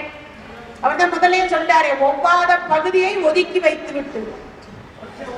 அந்த கழுத்தை இழுத்து அழைக்கும் போது அது முடியிடி ஏதாவது போயிடுச்சுன்னா, அதனால ஒவ்வாத பகுதி இருக்கும்ல, அதனால பாத்துக்கலாம். அதனால அது எதுவும் போகக்கூடாது, முடியை திருத்தி கொண்டு வாங்க. மொட்டை அடிச்சு கூட்டுவாங்க. மொட்டை அடிச்சாச்சு, குளிப்பாட்டியாச்சு. குளிப்பாட்டி முடிச்ச உடனே தாயும் தந்தையும் அந்த குழந்தை காலில் விழுறாங்க. காலையில அந்த குழந்தை தாய் தந்தையர் காலில் விழுந்தது. இப்போ அந்த குழந்தை காலில் தாய் தந்தையர் விழுறாங்க. விழுந்துட்டாங்க. விழுந்து அடுத்த வினாடி பார்த்தாங்க, அந்த குழந்தை கொஞ்சம் தள்ளி நின்றுச்சு. தாய் தந்தையர் காலில் மகன் விடலாம், மகன் காலில் தாய் தந்தையர் விட. அப்பா அப்பா செய்யற சிறு தொண்டு உனக்கு தெரியும் இல்லையா? ஆமா தெரியும். இன்று உன்னால் அந்த சிறு தொண்டு நிறைவேற வேண்டும். அம்மா, நான் எனக்கு அந்த பாக்கியம் இருந்தா நான் உண்மையிலே அதிர்ஷ்டசாலி. அப்பா, ஒரு ஊரில் ஒரு தாய் தந்தையருக்கு ஒரே குழந்தையா இருக்கணும், அவன் ஆண் குழந்தையா இருக்கணும், கூண் குருள் செவிடு பேடு நீங்கி பிறந்திருக்க வேண்டும். அந்த குழந்தையை தாய் காலை பிடிக்க, தந்தை கழுத்தை எரிக்கிற பொழுது ஒவ்வாத பகுதியை ஒதுக்கி வைத்து விட்டு தாய் சமைத்து கொடுக்க அதை உண்பேன் என்று ஒரு அடியார் வந்திருக்கிறார். சரி, நான் இப்பொழுதே தயாராகிவிட்டேன், என்னை அறிந்து சமைத்துக் கொடுங்கள். அதுல ஒரு ட்விஸ்ட். இவ்வளவும் சொன்னாரே, சொல்லிட்டு ஐயா நான் சமைச்சிட்டு உங்களை வந்து கூப்பிடுறேன்னு பரஞ்சோதியார் அப்படி வந்தார். ஐயா நின்ன தாய் காலை பிடிக்க, தந்தை கழுத்தை அறுக்க, ஒவ்வாத பகுதின்னு சொன்ன இல்லையா? தாய் காலை பிடிக்க, தந்தை கழுத்தை அறுக்கிற பொழுது அந்த குழந்தை ஆண் அழக்கூடாது. எவ்வளவு கொடுமை! நமக்கு உடம்புல கத்தி வச்சா அழுக வருமா? வலி இருக்குமா இருக்காதா? அது அழுதா அந்த கறி உப்பு கறிக்குமா? அதனால அந்த குழந்தை அழக்கூடாது. அதனால அப்பா உன்னை அறிகிற பொழுது, கழுத்தை அறிகிற பொழுது நீ ஆண் அழக்கூடாது. சிரிச்சுக்கிட்டே 5 வயசு குழந்தைக்கு என்னங்க தெரியும்? இந்த குழந்தை சொல்லுது, நான் அழ மாட்டேன், எவ்வளவு வழியாக இருந்தாலும் நான் தாங்கிக் கொள்ளுகிறேன், எவ்வளவு வழியா இருந்தாலும் நான் தாங்கிக் கொள்றேன். சொன்ன அடுத்த வினாடி பார்த்தார், உழக்கடை என்று சொல்றாங்களே பின்புறம், தோட்டத்து பக்கம், அந்த தோட்டத்தாண்ட கொண்டு போய் ஒரு சட்டியை கொண்டு போய் அம்மா படுக்க வச்சா, காலை இருக்க 2 காலுக்கு இடையில அந்த குழந்தையினுடைய காலை விட்டு கெட்டியா பிடிச்சுக்கிட்டா, குழந்தை மீண்டும் சொல்றேன் அழுகிறாரு. உன் கண்ட கண்ணீர் வரக்கூடாது, சிரிச்ச முகத்தோட இருக்கணும். அந்த குழந்தை சிவாய நமையென்று சிந்தி திருப்போர்க்க அபாயம் ஒரு நாளும் இல்லை அப்படின்னு அந்த குழந்தை அழவே இல்லை. இவர் அறிந்த இந்த தலைப்பகுதி ஒவ்வாத பகுதின்னு ஒதுக்கிட்டார். ஆனா அது இந்த வேலைக்காரி என்ன பண்ணா, வர்ற அடியார் கொஞ்சம் ஏடா கூடமா இருக்காரு, கொஞ்சம் வித்தியாசமான அடியாரா இருக்காரு. ஒருவேளை அவருக்கு தலைக்கறி பிடிச்சா என்ன பண்றது? அந்த அம்மா ஒரு சட்டி வச்சு அந்த தலைக்கறியை தனியா சமைச்சான். இந்த அம்மா உடம்பெல்லாம் சமைச்சு வச்சுட்டான். சுவாமி போய் கூப்பிட்டுவாங்க. அழைத்து வந்தார்கள், பாத பூஜை பண்ணாங்க. என்ன கொடுக்குறாங்க? அவருக்கு உட்கார வச்சாங்க, தலைவாலை இலை போட்டாங்க. இப்போ சாதத்தை வச்சாங்க. அந்த பிள்ளை கறியை கொண்டு வந்து படைச்சாங்க. படைச்சதுக்கு அப்புறம் அவர் சொல்ற, நான் தனியா சாப்பிட்டு பழக்கம் இல்லை, ஒரு சிவடியா வந்தாதான் சாப்பிடுவேன். ஒரு பிள்ளைய சமைச்சு கொடுத்ததுக்கு அப்புறமும் சாப்பிட மாட்டேன்ற எவ்வளவு கஷ்டமா இருக்குன்னு யோசிப்பாங்க. அவர் சொன்னார், நெற்றியில் விபூதி இருக்கிறதல்லவ, பரஞ்சோதியாரே, சிறுதொண்டரே, நீங்களே அமருங்கள், நீங்களும் ஒரு சிவாடியார். அம்மா இலைய போட்டார். எனக்கு என்னென்ன வச்சு அதெல்லாம் எல்லாம் வச்சாச்சு. பார்த்தார், இதுல ஏதோ ஒண்ணு குறையுதேன்னா, என்ன சுவாமி? இல்ல தலைக்கறி சமைச்சீங்களா? எனக்கு அதான் ரொம்ப பிடிக்கும், ஏன்னா அதுலதான் கண்ணு மூக்கு வாய் காது எல்லாம் இருக்கும். சொன்ன அடுத்த வினாடி பார்த்தார், ஐயோ அது ஒவ்வாத பகுதி நான் ஒதுக்கிட்டேனே. அங்க வேலை செஞ்சுட்டு இருந்த வேலைக்காரமா சொன்னா, இல்ல நான் ஒதுக்கலை, நான் சமைச்சு வச்சிருக்கேன், கொண்டு வந்து கொட்டி எல்லாம் வச்ச. இப்ப சொல்ற, என்னை அங்க கணபதீஸ்வரர் ஆலயத்துல இருந்து அழைத்து வந்தீங்க இல்லையா? ஆமா. அழைத்து வரும்போது உனக்கு ஒரு பிள்ளை இருப்பதாக சொன்ன இல்லையா? ஆமா. அந்த பிள்ளை வரட்டும், சாப்பிடலாம். அந்த பிள்ளை வரட்டும் சாப்பிடணும். குழந்தைய விட்டுட்டு சாப்பிடக்கூடாது. இப்போ குழந்தை இல்லைன்னு சொன்னா இவர் சாப்பிட மாட்டார். ஏன் சாப்பிட மாட்டார்? பிள்ளை இல்லாத வீட்டுல சாப்பிடக்கூடாதுன்னு ஒரு நியதி. அந்த நியதி. இப்ப பிள்ளை இல்லை, நான் எப்படி சாப்பிடுறது? வருவான், எப்போ இருந்தான், இப்போதைக்கு உதவான். மறைமுகமா சொல்ற. இவரும் மனைவி பின்னாடி போய் எங்க அந்த குழந்தைய அறிஞ்சாங்களோ அங்க போய் நின்று உன்னை அறிந்து சீராட தேவா, உன்னை அறிந்து சமைத்து படைத்து கொடுத்தும் கூட சிறு தொண்டு இன்றோடு பாதையில் நிற்கும் போது இருக்கிறதே என்று சீராளா உன்னை எப்பிறப்பில் காண்பேன். நாங்க எந்த யூனிஃபார்ம்ல பள்ளிக்கூடத்துக்கு அனுப்பினாங்களோ அதே ஆடையோடு முடியோடு அந்த குழந்தை அம்மா அப்பா என்று ஓடி வருது. அந்த குழந்தைய அழைச்சிக்கிட்டு உள்ள வந்து பார்த்தா இலையும் காணும், சோறையும் காணும், கறியும் காணும், உட்கார்ந்து இருந்த பைரவரையும் காணும். விடையும் கண்ணாக ஆகாயத்தில் மணி ஒளி கேட்கிறது. அப்படி அண்ணாந்து பார்த்தார். சிவபெருமான் நந்திய பெருமானோடு அம்பாள் முருகப்பெருமானோடு காட்சி கொடுத்தார் சிறு தொண்டனு. அப்போ அந்த இடத்துல யோசித்து பாருங்க, அவருடைய திருவிளையாட்டை யாராவது அறிந்து கொள்ள முடியுமா? இல்ல தெரிந்து கொள்ள முடியுமா? ஒரு பிள்ளை கறி கேட்டா இவன் சமைச்சு கொடுக்கிறானா கொடுக்க மாட்டானான்னு பார்த்தவர் சொல்கிறார். அவருடைய திருவிளையாட்டில் உய்யும் வகையெல்லாம் யார் உய்வார்கள்? உய்யும் வகையெல்லாம் அவர் நினைத்தால் நாம் உய்வு பெறுவோம். அவன் அன்றி ஓர் அணு கூட அசையாதான். அவன் அன்றி ஒரு அணு கூட அசையாதான். அடுத்த பாடல் சொல்றார். ஆத்த பிறவி துயர் கெட நாம் ஆத்தாடும் தீர்த்தன் நத்தில்லை சிற்றம்பலத்தே தீயாடும் புத்தன் இவ்வானும் குமரையமும் எல்லாமும் காத்தும் படைத்தும் கறந்தும் விளையாடி வார்த்தையும் பேசி வலை சிலம்புவார்கள் கலைகள் ஆர்பரவ செய்ய அணி குடல் மேல் வண்டார்ப்ப குத்திகளும் பொய்கை குடைந்துடையான் பொற்பாதம் ஏற்றி இரும் சுனை நீர் ஆடேலோர் என்பாவாய். அற்புதமான பிறவி துயரை போக்கக்கூடிய பாட்டு. இந்த பாட்டு பாடினா நமக்கு என்ன இருக்காதான்? பிறவி இருக்காது. இந்த பாட்டு எல்லாரும் தினமும் இந்த பாட்டு படிக்கலாம். இந்த பாட்டு படிச்ச பிறவி இருக்காது. இந்த பாட்டு படிச்சு இதுக்கு பொருள் சிந்திச்சோம்னா நமக்கு எல்லாம் என்ன வராது? கண்டிப்பாக பிறவி துயர் இருக்காது. ஆர்த்த பிறவி துயர் கெட நாம் ஆர்த்தாடும் தீர்த்தன். சிவபெருமான் தலையில 6 வச்சிருக்கார். எதை வச்சிருக்கார்? கங்கை. அருணகிரி பெருமான் சொல்றார் கந்தர் அலங்காரத்தில், பேற்றை தவம் சற்றும் இல்லாத என்னை பிரபஞ்சம் என்னும் சேற்றை கழிய வழிவிட்டவா செஞ்சடாவி மேல் ஆற்றை பணியை இதழியை அம்புலியின் கீற்றை புனைத்த பெருமான் குமாரன் கிருபாகரனே. அப்படி இருக்கு. அதுக்கு என்ன அர்த்தம்னா, நம்ம எல்லாம் என்ன தவம் பண்ணும், என்ன புண்ணியம் பண்ணும்? அரிய ஒரு பிறவி மனித பிறவி. இப்பிறவி போனால் எப்பிறவி வாய்க்கணும் யாராலையும் சொல்ல முடியாது. இந்த பிறவிலேயே இறைவனை வணங்கி வணங்கி வணங்கி வணங்கி வணங்கி திருவருள் சேர்த்து எப்பெல்லாம் நேரம் கிடைக்குதோ, எப்பெல்லாம் டைம் கிடைக்குது, செல்போனை பார்க்கறத விட்டுட்டு டிவி பார்க்கறத விட்டுட்டு அதை பார்க்கறது இதை பார்க்கறதெல்லாம் பயனே தரா. ஏன் தரும் பயன்?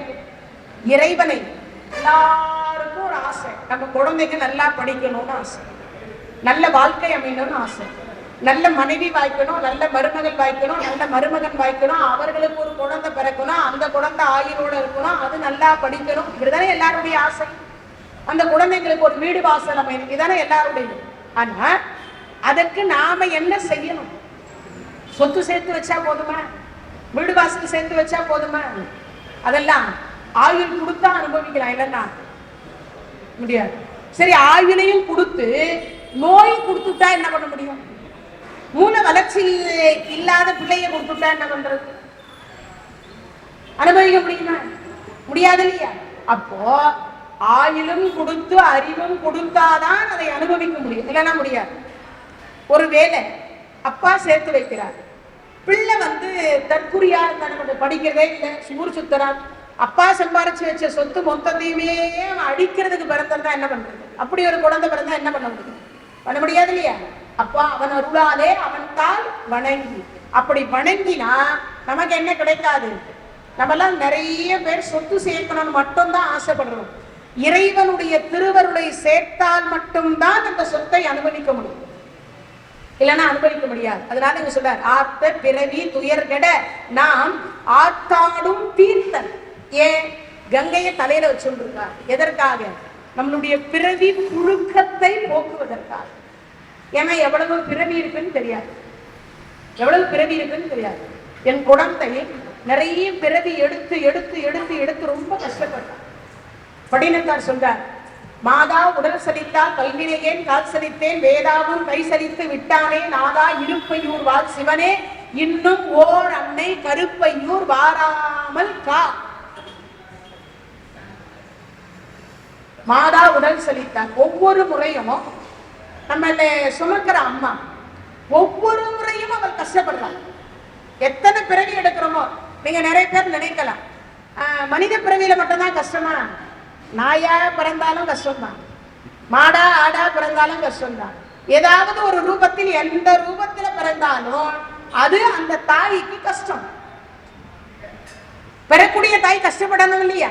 அது முட்டையிட்டு குஞ்சு பொறிச்சாலும் சரி, இல்ல குட்டி போட்டு பால் ஊற்றினாலும் சரி, இல்ல நம்மை போன்ற குழந்தையை பெற்று பால் ஊற்றினாலும் சரி, எல்லாமே அந்த தாய்க்கு கஷ்டம் தானே. கஷ்டம் இல்லாம ஏதாவது நீங்க பாருங்க, எத்தனை தாய் நாய்களையும் பாருங்க, அதே மாதிரி பறவைகளையும் பாருங்க.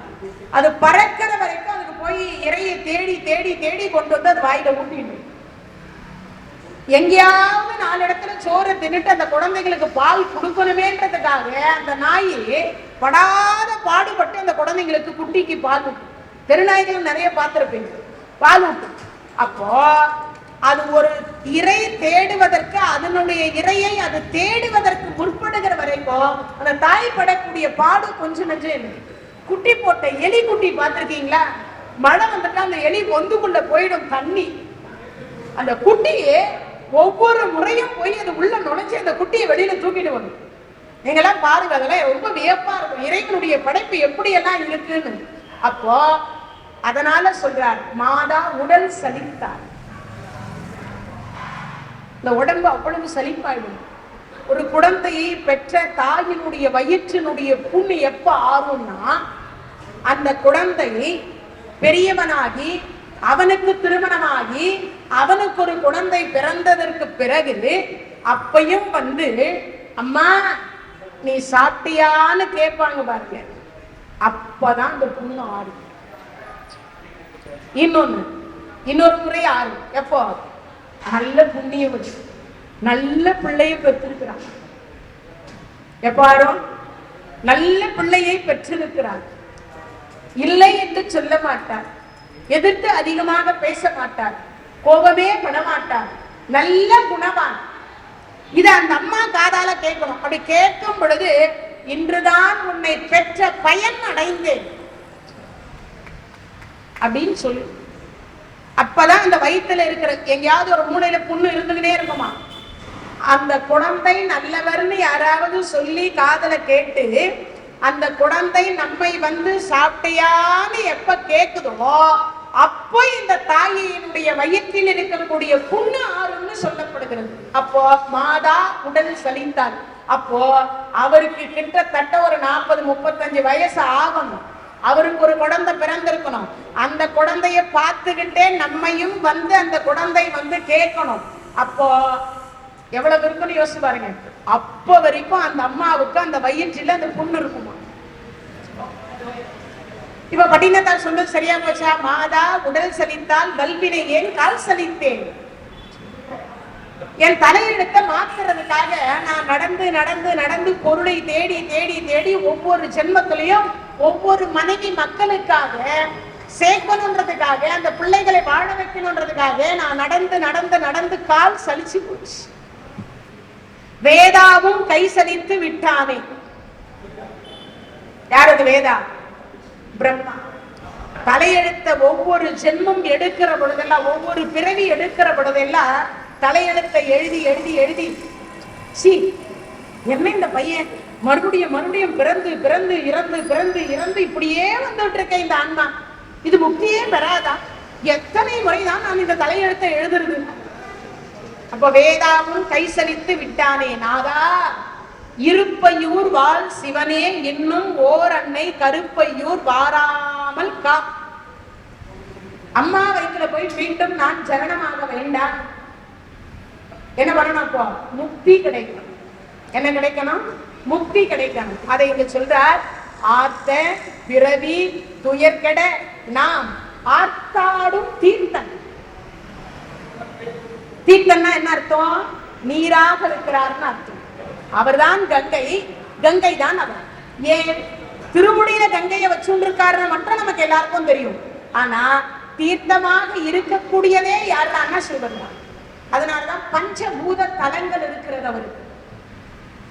பஞ்சபூத தலங்கள். நீர்த்தலம் எது? திரு ஆனைக்காவல். நெருப்பு தலம் எது? திரு அண்ணாமலை. ஆகாய தலம் எது? சிதம்பர நடராஜ பெருமான். வாயு தலம் எது? ஸ்ரீ காளஹஸ்தி. மண் தலம் எது? காஞ்சிபுரம். அப்போ பஞ்சபூதத்தினுடைய சொரூபம் சிவபெருமான். அப்ப பஞ்சபூதமாக இருக்கிறார். அப்ப இங்க சொல்லுகிற பொழுது தீர்த்தன் எதற்காக சொல்லப்பட்டதுன்னா, அவரே இருக்கார். எதுவாக? மண்ணாக இருக்கிறார், நீராக இருக்கிறார், நெருப்பாக இருக்கிறார், காற்றாக இருக்கிறார், ஆகாயமாக இருக்கிறார். நம் பிறவியை போக்கக்கூடிய பெருமானாக இருக்கிறார். ஒருவேளை நம்ம தெரியாமல் செய்த பாவங்கள் எல்லாம் விலகுமானால், ஒரு முறையாவது இந்துவாக பிறந்திருக்கக்கூடிய அத்தனை பேரும் காசியம்பதியில் போய் கங்கையில் ஒரு முறையாவது நீராடணும். ஆனா நாமெல்லாம் நீராடுகிற பொழுது கூட என்ன கேட்போம்? சுவாமி வீடு கட்டணும், அப்புறம் என்ன கேட்போம்? பங்களா வீடா கட்டணும், காரு வாங்கணும். ஆமா, இப்படி எல்லாம் காரு பங்களா, நிறைய நகை சேர்த்துக்கணும். 1 லட்சம் ரூபாய் இல்ல 9 லட்சம் ஆனாலும் 1 கிலோ தங்கம் சேர்த்துக்கணும். அப்படின்னு நம்ம ஆசையெல்லாம். அங்க போனா என்ன பண்ணணுமா? ஒரு ரூபாய் காயினே தலையில வச்சுக்கணும். வச்சுட்டு தாய் வழி 7, தந்தை வழி 7, தன்னுடைய வழியில் 7, தன்னுடைய வழியில 7, 21 தலைமுறை ஏதேனும் என் முன்னோர்கள் அறிந்தும் அறியாமலும் செய்த பாவங்கள் அனைத்தையும் போக்கி பின்னாடி வர இருக்கக்கூடிய என் சந்ததிகள் தாய் வழி 7, தந்தை வழி 7, தன்னுடைய வழியில் 7, இந்த 21 தலைமுறைக்கும் அந்த பாவம் போய் சேராமல் இருப்பதற்காக இதுவரைக்கும் என்னுடைய முன்னோர்கள் யாரும் இந்த கங்கையில் நீராட விட்டாலும் என்னை நீராடுவதற்காக இதுவரைக்கும் அழைத்து வந்த இறைவா, உனக்கு நன்றின்னு சொல்லிட்டு ஒரு 3 முங்கு முங்கி எழம். மனைவி இருந்தா மனைவியோடு தான் போய் குடிக்கும், தனியா போக கூடாது. காசி மனைவி இருந்தா மனைவியோட போகும். கணவர் இருந்தா கணவரோட தான் போகணும், மனைவி தனியா போக கூடாது. காசிக்கு மட்டும், காசிக்கு ராமேஸ்வரத்துக்கு 2த்துக்கு மட்டும் அப்படி தனியா போக கூடாது. 2 பேர் கணவன் மனைவியா போகணும். ஏன் இது சொல்லப்படுகிறதுன்னா, அப்பதான் அந்த பாவ நிவர்த்தி என்று சொல்லக்கூடியது முழுமையடையும், காசி யாத்திரை முழுமையடையும் என்று சொல்லப்படுகிறது. அப்ப இங்க சொல்றார், ஆர்த்த பிறவி துயர்கெட நாம் ஆர்த்தாடும் தீர்த்தன் நத்தில்லை சிற்றம்பலத்தே தீயாடும் கூத்தன். தில்லையிலே நடராஜ பெருமான் இருக்கிறார். அந்த நடராஜ பெருமானுடைய கையில தீ என்று சொல்லக்கூடியதை வைத்திருக்கிறார். தீய வச்சுட்டு நெருப்ப வச்சுட்டு ஆட முடியுமா? ஆனா ஆடுறார். ஏன்? அவர் ஆட்டுவிக்கிறார், நம்ம எல்லாம் ஆடிட்டு ஆட்டுவிக்கிறார், ஆடிட்டு. இன்னொன்னு, அந்த தீ விளக்கும் ஏத்தலாம், நம்மையே எரிக்கவும் செய்யும். எப்படி பயன்படுத்துகிறோம்ன்றதுதான் அதுல முக்கியம். எப்படி பயன்படுத்துறோம் முக்கியம். நெருப்பை விளக்கும் ஏற்றலாம், வீட்டையும் பத்த வைக்கலாம், 2மே செய்யலாம். நம்மையும் எரிப்பதற்கு தேவைப்படுவது. இன்னொன்று, சுடர் என்று சொல்லக்கூடிய தீபம் கீழ் நோக்கி பிடித்தாலும் அது மேல் நோக்கி எரியுமே அன்றி கீழ் நோக்கி போகாது. அந்த நடராஜ பெருமானை வணங்கக்கூடிய அடியார் பெருமக்களுடைய எண்ணம் மேல் நோக்கி இருக்க வேண்டுமே தவிர கீழ் நோக்கி போகக்கூடாது. கீழ் நோக்கி போகக்கூடாது. இன்னொன்று, நெருப்பில் போட்டது எதுவும் திரும்ப பெற இயலாது. திரும்ப பெற இயலாது. உடனே கேட்டாதீங்க, காயின் வந்து நெருப்புல போட்டா திரும்பி வாங்கிக்கிறோமே, எடுத்துக்கிறோமே. காயின் என்பது அது வந்து உருகக்கூடிய தன்மை இல்லாததனால அதை மட்டும் நம்ம கையில எடுத்துக்கிறோம். மற்ற எல்லா பொருளுமே உருகும். அதை கூட உருவதற்கு தனியா ஒண்ணு இருக்குது, பதப்படுத்துவாங்க, சூடாக்குவாங்க. அந்த காயினை கூட உருக்கி வடிவமைப்பு அமைத்ததுக்கு அதுக்கு ஒரு வழிமுறைன்னு இருக்கு. அதுக்கும் தேவை சூடு.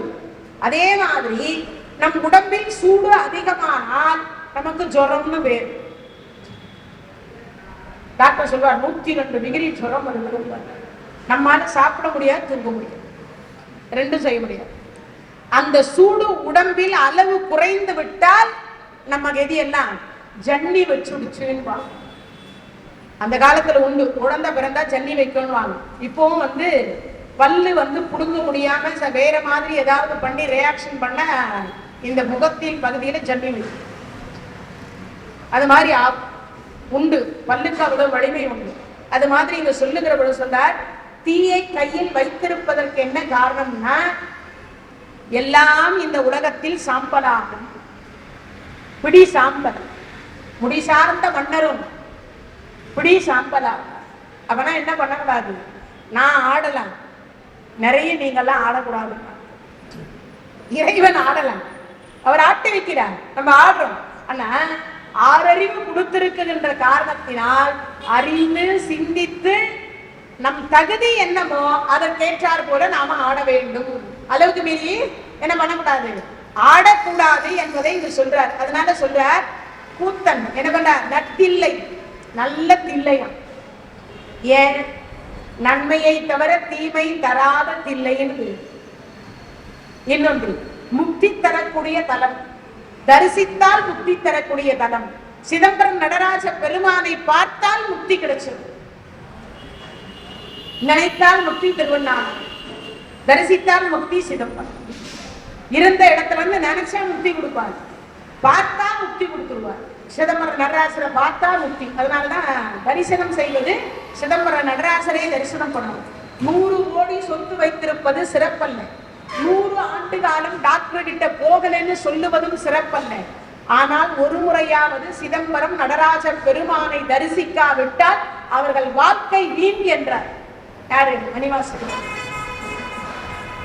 ஒரு முறையாவது வாழ்க்கையில போகணும். நந்தனா சொல்வார், தில்லை போகணும், தில்லை போகணும், தில்லை போகணும். திருநாளை போவார்னு பேர் அவர். நாளைக்கு போயிடுவேன், நாளைக்கு போயிடுவேன், நாளைக்கு போயிடுவேன், நாளைக்கு போயிடுவேன், அப்படியே இருந்து கடைசியில அவருக்காக நெல்லை விளைவித்து கொடுத்து, அதுக்கப்புறம் ஒரே இரவு நேரத்திலேயே 40 வழி நடத்து மொத்தமா என்ன பண்ண விளைவிச்சு கொடுத்தார், விளைவித்து கொடுத்தார். அப்பேற்பட்ட பெருமான். அதனால நீங்க சொல்றார், புதுமை எதைய சொல்றார், இறைவனுடைய கருணையினாலே ஆத்த பிறவி துயர்கட நாம் ஆத்தாடும் தீர்த்தன் நத்தில்லை சிற்றம்பலத்தே தீயாடும் கூத்தன்னு இவ்வானும் குவலயமும் எல்லாம் காத்தும் படைத்தும். முதல்ல காப்பாத்துறார், அப்புறம் தான் படைக்கிறார். எதை காப்பாத்துறார்? எல்லா ஜீவன்களினுடைய ஓணி என்று சொல்லக்கூடியதை சேகரிச்சு வச்சுக்கணும், விதை. அதை வச்சுக்கிட்டதுக்கு அப்புறமா தான் படைக்கும். அதை வச்சுக்கணும், காப்பாத்தி வச்சுக்கணும். அப்பதான் பிறவி முடிகிறது. எப்போ பிரளயம் வருகிற பொழுது அப்பதான் அங்க என்ன பண்ண முடியும், ஜீவன்களை படைக்க முடியும். அப்ப காப்பாத்தி வச்சா படைக்கலாம். அது சொல்ற, காத்தும் படைத்தும் கறந்தும். அப்ப 3 தொழில 5 தொழில் பண்றார். படைக்கிற தொழில் பண்றார், காப்பாற்றுற தொழில் பண்றார், அருள் புரியக்கூடிய தொழிலை பண்றார், மறைக்கக்கூடிய தொழிலை பண்றார், முக்தி என்று சொல்லக்கூடிய தொழிலை செய்கிறார். 5 தொழில், மொத்தம் 5 தொழில். அருள் என்று சொல்லக்கூடியதோடு சேர்த்து முக்தி தரக்கூடிய தொழிலோடு சேர்த்து 5 தொழில் செய்கிறார். கறந்தும் விளையாடி வார்த்தை பேசி வளை சிலம்புவார் கலைகள் நீராடுறாங்க. இறைவனை பாடிக்கிட்டே நீராடுறாங்க. அப்படி பாடி கொண்ட அந்த பெண்கள் எல்லாம் அந்த கையில சில்னஸ் தெரியக்கூடாது இல்லையா, குளிர்ந்த நீர் தெரியக்கூடாது இல்லையா, அதனால இறை நாமத்தை சொல்லிக்கொண்டே அதை பாடுறாங்க. அந்த குளிர் தெரியாம பேசிக்கிட்டே கையில குடைந்து குடைக்கிற பொழுது அந்த வளையல் என்று சொல்லக்கூடியது ஒழிக்கிறது. வளையல் ஒளி சத்தம் கேட்கிறது. அது சொல்ற கரந்தும் விளையாடி வார்த்தைகள் பேசி வலை சிலம்புவார் கலைகள் ஆர்ப்பரக செய்ய அணி குழல் மேல் வண்டார்ப்ப. நிறைய பார்த்தீங்கன்னா தாமரை பூக்கள், தாமரை பூக்கள். அந்த தாமரை இடத்துல இருந்து வண்டுக்கள் தேனை குடிப்பதற்கு நிறைய மொய்த்து கொண்டு இவங்க கூந்தல் போனாங்கல்ல, குளிக்கிற பொழுது அந்த வண்டு இந்த கூந்தல் மேல ஏறிச்சு. அது என்ன பண்ணுதான், இந்த காது கிட்ட ரீங்காரம் விடுதான். தேன் தேன் பூச்சிகள் பார்த்தீங்கன்னா ஒரு மாதிரி சவுண்டு, ஒரு சவுண்டு வரும், ஒரு சவுண்டு வரும். கடிச்ச தேல் கொட்டினா அது அந்த தேனீக்கள் கொட்டுச்சுனாக்கா அதனுடைய கொடுக்கு மட்டும் இங்க நின்றுடும். அதுக்கு இவ்வளவு ஒரு சின்னதா இருக்கும், அந்த இங்க நின்றுடும். அதை எடுத்தாதான் அந்த என்ன பண்ணும், இந்த வீக்கம் குறையும். உடனே தேன் போட்டுனா உடனே என்ன பண்ணணும், சுண்ணாம்பு வைப்பாங்க அந்த காலத்து, அது மாதிரி வைப்பாங்க. இங்க அது மாதிரி இங்க என்ன சொல்ற, அந்த வார் கலைகள் சிலம்பு என்ன பண்ற, அணி குழல் மேல் வண்டார்ப்ப. இந்த வண்டுக்கள் எல்லாம் தேனீக்கள் என்று சொல்லக்கூடிய வண்டுகள் எல்லாம் இந்த கூந்தல்ல முயக்கிற பொழுது அது ரீங்காரம் விடுதான். ஏன் ரீங்காரம் விடுதுன்னா, இந்த காது பக்கத்துல இவங்க அந்த நமச்சிவாய சொல்றாங்க இல்ல, ஈசனடி போற்றி, எந்தையடி போற்றி, நேசனடி போற்றி, சிவன் சேவடி போற்றி, நேயத்தேன் என்ற நிமனடி போற்றி, மாய பிறப்பருக்கும் மன்னனடி போற்றி.